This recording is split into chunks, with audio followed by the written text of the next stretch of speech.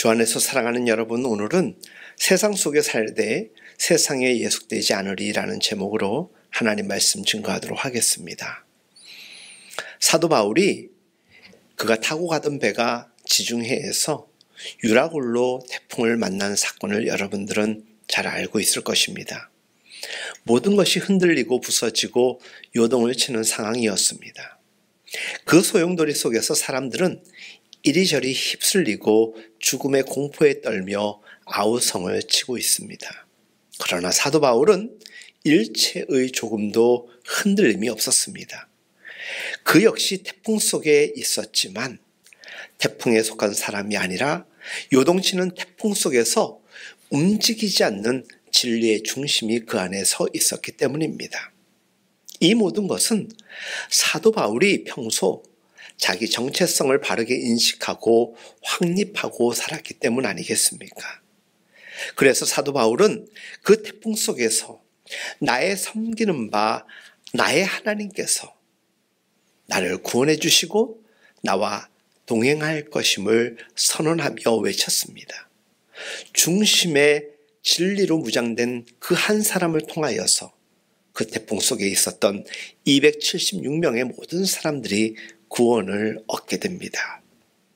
우리가 세상에 살지만 세상에 속한 자가 아니요 오히려 세상에 빠진 자들을 이끌어내는 인도자, 안내자로 하나님이 우리를 부르셨음을 잊지 마시기 바랍니다.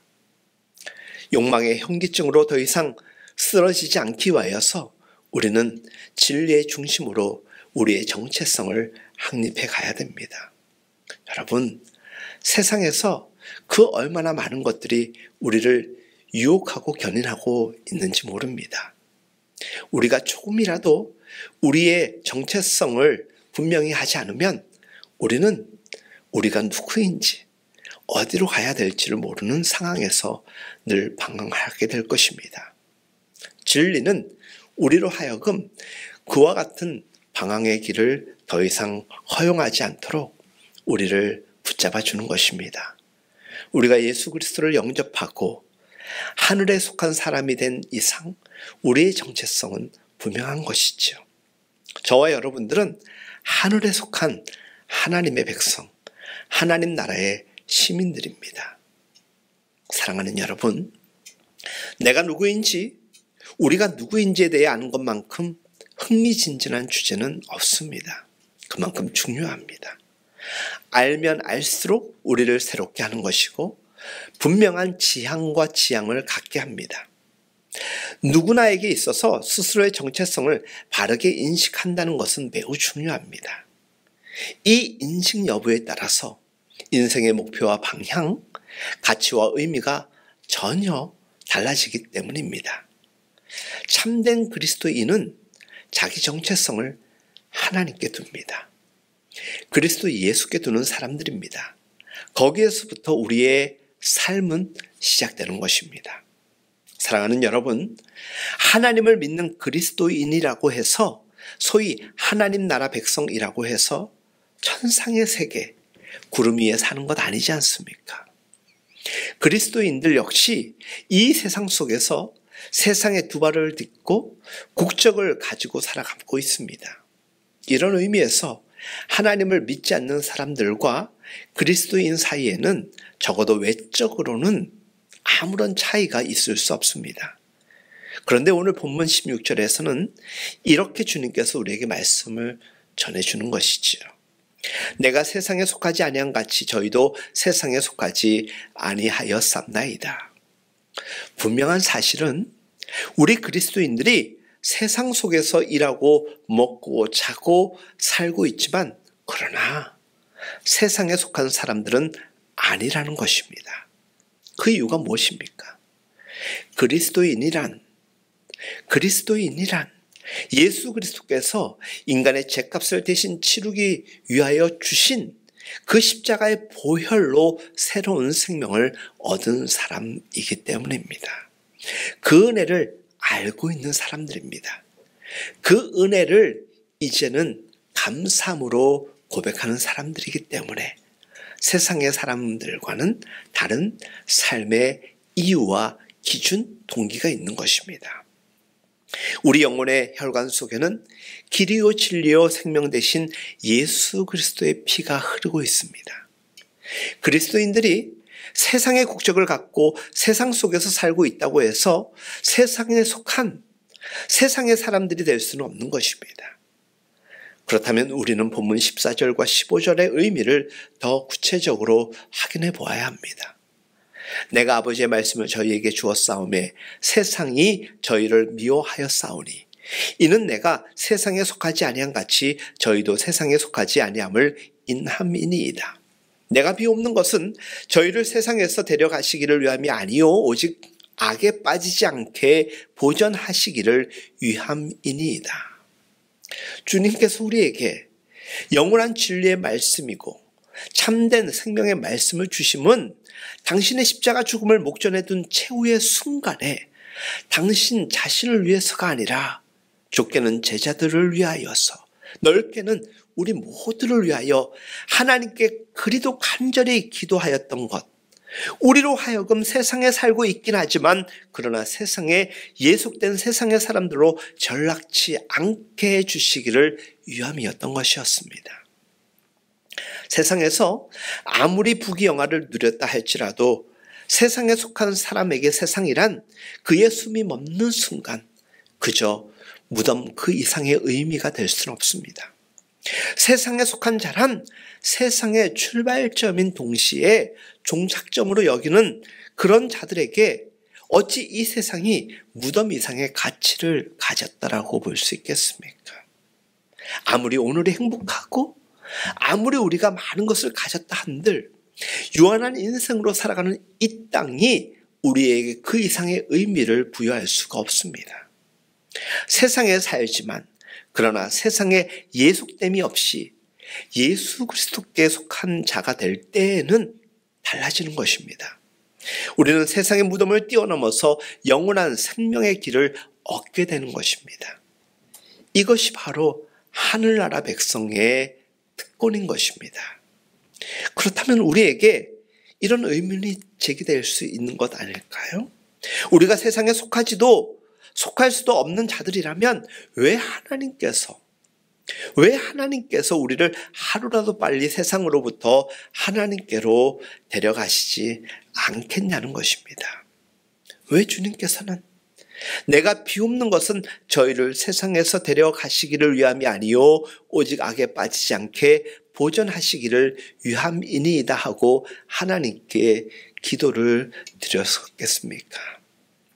본문 18절 말씀, 아버지께서 나를 세상에 보내신 것 같이 나도 저희를 세상에 보내었다라고 말씀하시므로 오히려 우리로 하여금 세상 속으로 적극적으로 살라라고 뭔가 우리에게 동기를 부여하고 우리에게 의무를 부여하는 말씀으로 다가오지 않습니까? 그것은 세상에 속하는 세상의 사람이 되게 하심이 아니라 세상에 예속되어 세상에 노예된 자들을 일깨워서 진리를 따르는 자들이 되도록 그들을 돕는 주님의 도구로 우리를 쓰시기 위함인 것입니다. 쉽게 얘기하자면 우리는 누군가로부터 복음을 영접받아서 하나님을 믿고 있습니다. 그래서 우리는 진리 안에서 자유롭고 더 이상 세상적 방황을 허용하지 않습니다. 그런데 우리처럼 인도함을 받지 못한 다수의 많은 사람들은 여전히 세상 속에서 방황하며 죽음으로 달려가고 있을 뿐입니다. 저들을 인도하기 위하여서 우리의 존재 이유가 있다라는 것입니다. 그리스도인이란 어떤 자여야 되겠습니까? 세상의 국적을 갖고 세상 속에서 살지만 결코 세상의 예속됨이 없이 세상에 노예된 자들을 일깨워서 진리로 인도하는 그리스도의 제자로서의 삶을 사는 사람들, 그것이 우리의 정체성이고 그 정체성을 분명히 인식하고 살아가는 사람들이 바로 그리스도인이라는 것입니다. 이 정체성을 바르게 인식하고 있는 사람이 그리스도인으로서의 바른 삶을 영위하는 것입니다. 본문 19절 말씀입니다. 또 저희를 위하여 내가 나를 거룩하게 하오니 이는 저희로 진리로 거룩함을 얻게 하려 함이니이다. 여러분, 육신을 입고 이 땅에 오셨던 주님께서는 무엇보다도 먼저 당신 자신을 거룩하게 하는 데에 최선을 다하셨습니다. 주님께서 이 땅에 오셨음은 이 세상에 속하기 위함이 아니라 이 세상에 속한 자들을 구원하시기 위함 아닙니까? 그리스도로서의 자기 정체성을 바로 아셨기 때문에 그것에 흠이 생기지 아니하도록 늘 싸우셨던 분이셨습니다. 그리고 그의 그 모범된 삶과 그의 진리된 말씀은 사뭇 세상에서 살아가는 사람들을 인도하기에 부족함이 없었던 것입니다. 그 삶의 모습이 엉망이고 진리와 멀었다라면 그의 말하는 그것이 아무리 진리였다 한들 사람들의 마음을 변화시키진 못하였을 것입니다. 그리스도인이 어떤 자인지 자기 정체성을 분명히 여기는 것은 매우 중요합니다. 무엇보다 앞서 자기 자신을 진리 안에서 거룩하게 세우는 일보다 우리에게 더 시급한 일은 이 땅에 없습니다. 그럴 때에만 이 세상 속에서 살되 결단코 세상 속에 빠짐없이 오히려 세상에 속한 자들을 진리로 인도해내는 우리는 그리스도인이 될 수가 있는 것입니다. 아모스 5장 14절 말씀은 이렇게 우리에게 전해주고 있습니다. 너희는 살기 위하여 선을 구하고 악을 구하지 말지어다. 살기 위해 선을 구하되 악을 구하지 말라. 이 말을 뒤집으면 변함없이 악을 추구하면 반드시 죽는다라는 뜻과도 의미를 같이 할 수 있지 않을까요? 악의 종착역은 어디일까? 무덤입니다. 그 무덤은 죽음입니다. 성경은 죄의 삭은 사망이라고 우리에게 일러주지 않습니까? 무덤을 뛰어넘을 도리가 없으니 어찌 악을 추구하는 것이 결국엔 죽음이 아닐 수 있겠습니까? 그렇기 때문에 악으로 치닫는 이 세상을 스톱할 수 있도록 해결할 수 있도록 돕는 자가 바로 우리 그리스도인, 그것이 생명사역이라는 것입니다. 다 같이 세상 속에 동시에 살지만 세상에 속하지 아니하는 자와 예속된 자의 결정적인 차이는 무엇이라고 여러분들은 생각하십니까? 세상이 아니라 진리에 속한 자는 이 세상을 뛰어넘어서 영원한 삶을 위해 끊임없이 진리이신 예수 그리스도 안에서 선을 추구하는 사람이요. 세상에 예속된 사람은 오직 세상 속에서 더 잘 먹고 더 잘 입고 더 잘 살기 위한 그 일에만 몰두하는 사람들입니다. 그러나 그들이 관 속에 들어눕는 날, 이 세상 어찌 그들에게 공동묘지 이상의 무덤 이상의 의미를 안겨줄 수 있겠습니까? 죽으면서 가진 그 모든 소유를 가지고 가는 사람이 없지 않습니까? 바로 그처럼 세상을 종착역으로 삼아 공동묘지를 향해 질주하고 있음에도 불구하고 그 사실조차 깨닫지 못한 이들이 얼마나 많습니까? 그들을 돕고 그들을 구원하기 위하여 하나님이 우리를 안내자로 세우셨고 여전히 이 세상에 살아가게 하고 있다는 것입니다. 이 세상에서 그들과 함께 동시대에 살도록 명령받은 우리의 사명이라는 것입니다. 우리가 가장 먼저 우리 자신을 거룩하게 가져야 할 이유가 있다면 그것은 어떤 경우에든 진리 안에서 선을 추구하는 본이 되어야 하기 때문입니다. 여러분, 우리가 저들을 돌이키려고 하여도 우리의 말과 행동이 저들에게 본이 되지 않는다라면 저들이 어찌 우리에게 공감을 던져줄 수가 있겠고 따라올 수가 있겠습니까? 빌립보서 4장 8절 말씀, 종말로 형제들아 무엇에든지 참되며 무엇에든지 경건하며 무엇에든지 옳으며 무엇에든지 정결하며 무엇에든지 사랑할 만하며 무엇에든지 칭찬할 만하며 무슨 덕이 있든지 무슨 기림이 있든지 이것들을 생각하다. 사도 바울의 이 권면은 너무나도 당연한 권면이 아닐 수 없습니다. 우리 자신이 이와 같은 사람이 되지 아니하고서는 세상에 속한 사람들을 인도해 내기는커녕 세상 속에 함께 침몰할 수밖에 없는 것입니다. 사도 바울이 이처럼 당당하게 권면할 수 있었던 것은 그 자신 스스로를 먼저 진리 안에 거룩하게 세웠던 자이기 때문입니다. 그렇기 때문에 그는 누군가가 들으면 조금은 괴이할 정도로 어떻게 겸손하지 못하고 저런 말을 할 수 있을까 정도로 그는 자기 정체성을 분명히 하였던 사람입니다. 빌립보서 4장 9절. 너희는 내게 배우고 받고 듣고 본 바를 행하라. 어찌 들으면 굉장히 교만한 사람의 이야기 같지 않습니까? 그는 이야기합니다. 너희는 내게 배우고 받고 듣고 본 바를 행하라. 이 말이 그의 삶을 보증하고 있다라면 그는 분명 자기 정체성을 그리스도께 두고 하나님 말씀 안에 온전히 살았기 때문에 이 말을 할 수 있었던 것입니다. 그리고 많은 사람들이 그를 여전히 따르고 있다는 것은 그가 진실로 그 정체성에 버금가는 삶의 모습으로 사람들에게 다가갔고 보여졌기 때문 아니겠습니까? 중요한 것은 사도 바울이 세상 속에 살되 세상에 예속되지 않고 오히려 진리로 자기를 바꾸어서 세상에 빠진 자들을 바르게 인도해내고 그리스도인으로서 자기 정체성을 확립해 갈 때 빌립보서 말씀처럼 그리하면 평강의 하나님이 너희와 함께 계시리라. 이 말씀 또한 전할 수 있었고 사람들은 어찌 그렇게 살 수 있겠습니까? 라고 의문은 던졌지만 그와 같이 그리스도인의 삶을 시작한 이후로 정말 하나님을 믿고 그리스도인의 삶을 살았더니 세상에 속해 있을지언정 예속되지 않는 삶을 살아보니 진정 평강의 하나님의 평강이 우리와 함께함을 체험하였던 것입니다. 이것은 사도 바울의 선언이었지만 그 말을 믿고 함께 동역했던 이들은 평강의 공동체를 이어갈 수 있었고 그 고백을 공동의 고백으로 드릴 수 있었던 것입니다. 참된 평강과 영원한 기쁨은 그리스도 예수 안에서 자기 정체성을 인식하고 확립하는 자들에게 주시는 하나님의 선물입니다.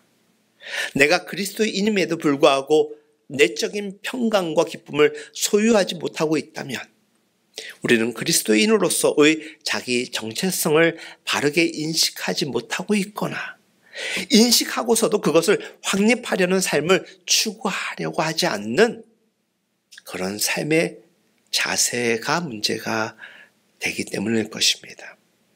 나는 예수님을 믿습니다. 나는 하나님을 믿습니다 하면서도 하나님 말씀대로 살아가지 않는 이들이 사실 많지 않습니까? 설교 도입에서 말씀드렸던 자기 정체성 인식은 매우 중요한 것입니다. 자기가 누구인지 알지 못하는데 자기의 삶이 잘못되었음을 알고 있는데 어찌 그 속에 참된 평강 그리고 참된 기쁨, 영원한 소망이 가능할 수 있겠습니까? 그러니 우리가 왜 평안하지 않을까? 왜 여전히 욕망만을 쫓으며 나는 이렇게 불안해할 수밖에 없을까? 고민할 수밖에 없는 것입니다. 사실 우리는 우리의 정체성을 행동으로 부정할 때는 있을지언정 우리는 이미 우리의 정체성을 인식하고 있습니다. 여러분들은 누구십니까? 스스로에게 물어보십시오.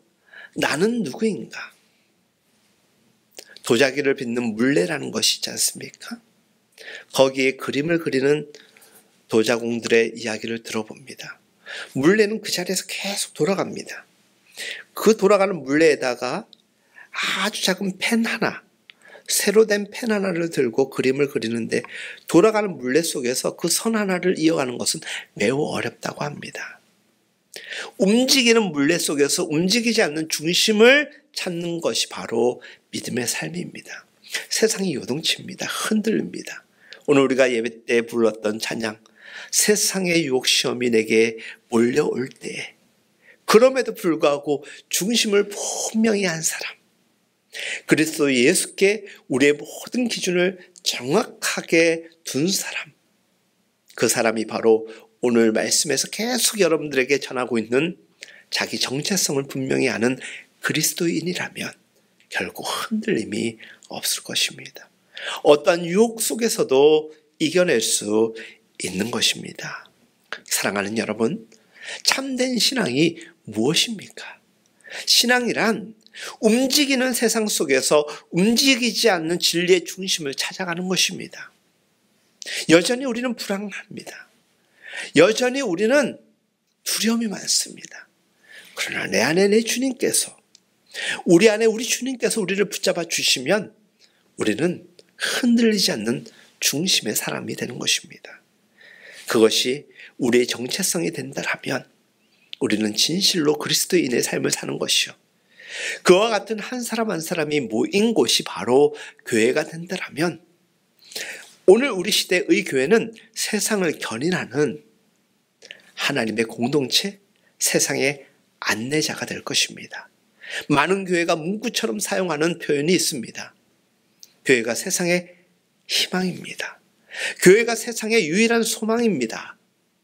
교회 자체가 소망이 아니라 교회를 구성하고 있는 교인 한 사람 한 사람이 그리스도 예수께 자기 정체성을 분명히 두고 있다라면, 그래서 그 한 사람이 세상에서 살고 있지만 두 발을 딛고 살아가고 있지만 세상에 예속되지 않는 하나님의 백성으로 살고 있다라면 그 사람은, 그 교회는 세상의 소망이요, 하나님의 소망이요, 하나님이 원하시는 일꾼이 되는 것입니다.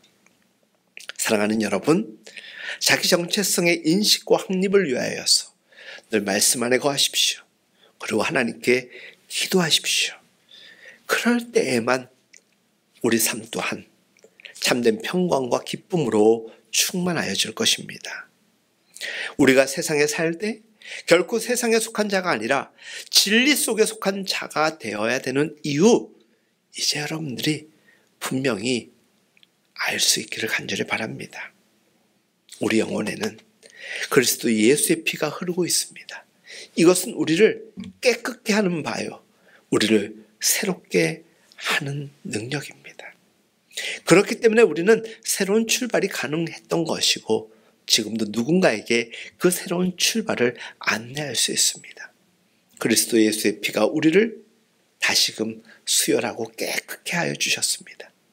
말씀이 그 보배의 능력의 피로 우리에게 오는 것이고, 기도를 통하여서 우리를 깨끗게 하는 것이고, 찬양을 통하여서 그리하는 것입니다.